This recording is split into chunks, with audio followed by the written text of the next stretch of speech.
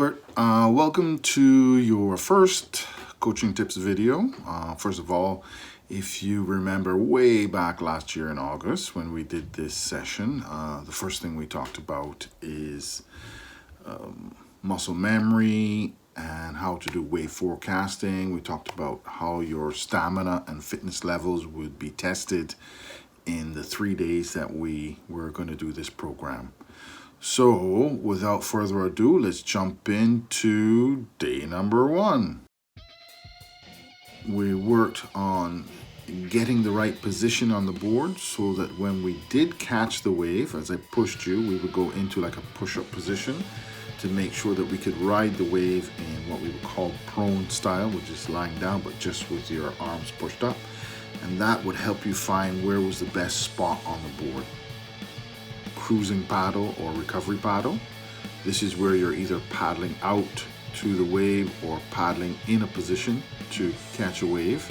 And this is done by very long, deep strokes where your arm or your hand is going to enter at the nose of the board, keeping your fingers together and pulling the water. You want to make sure that your arm goes in at least to around your elbow area. Therefore, you're getting the full pull the water and getting speed.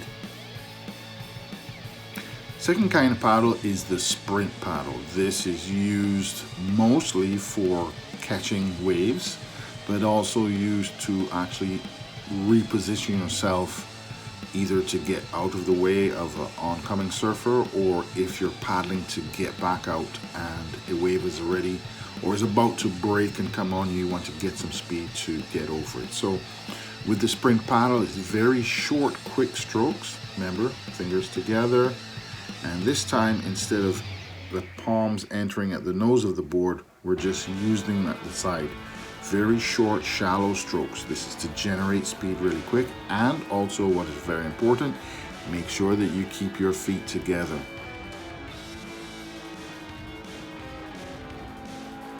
Day two, we saw no waves, if you remember. And so that didn't mean that we couldn't go out there and practice our paddling. So what we did is we spent at least about 2.5 hours in the water honing our paddling skill. Day 3, we looked into positioning on the board again, making sure we're not too close to the nose, too close to the tail. Also working on our timing, making sure that we're paddling and getting into the wave and trying to maintain the same speed as the wave as it approaches.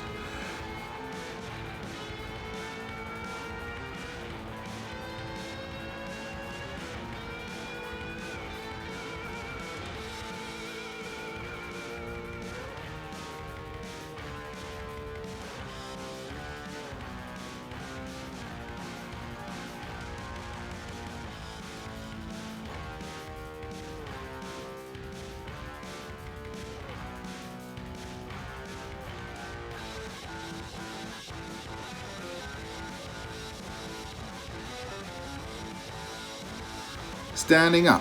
When standing, it is very important to know when to let go of the rails of the board and go into your pop-up motion.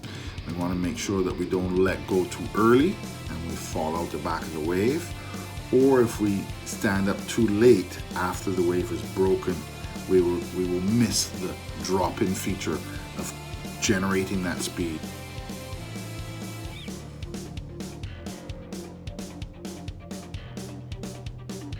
You did catch a very good wave. I saved it for the end, and if you look carefully, I actually slowed the video down so you can analyze your performance. And one thing that I really liked about this last wave is as you did stand up, you make a minor adjustment to your back foot and inch up a little bit to keep the nose of the board down so you didn't fall out the back of the wave. The waves were kind of small and challenging, but we did manage to score. So good one, Albert.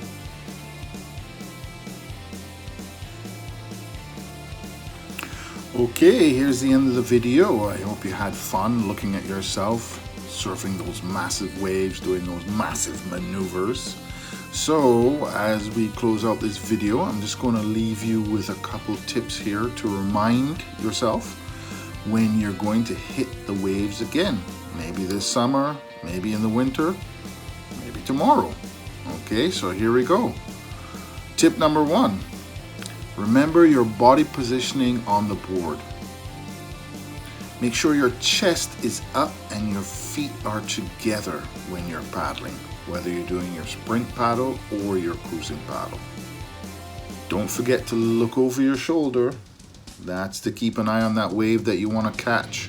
Make sure that you gauge your speed correctly. Your goal is to try to match the speed of the wave approaching you. Remember 1, 2, 3. That is your prone to standing technique. Number 1, pushing up. 2, plant your feet. 3, stand and ride.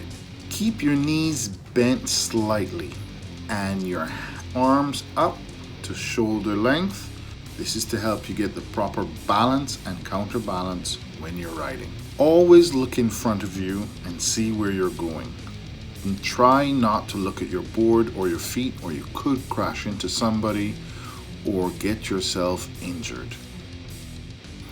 Practice good etiquette in the water. If someone is riding a wave before you, just pull back and let them ride. If you make a mistake, it does happen, just say you're sorry and apologize. There's always more waves in the ocean. Last but not least, have fun. Surfing is meant to be fun above all things. A healthy set of fun and a great way to meet friends and enjoy yourself. Thanks a lot for having the session with me, and you know how to reach me just in case you want to have a second one.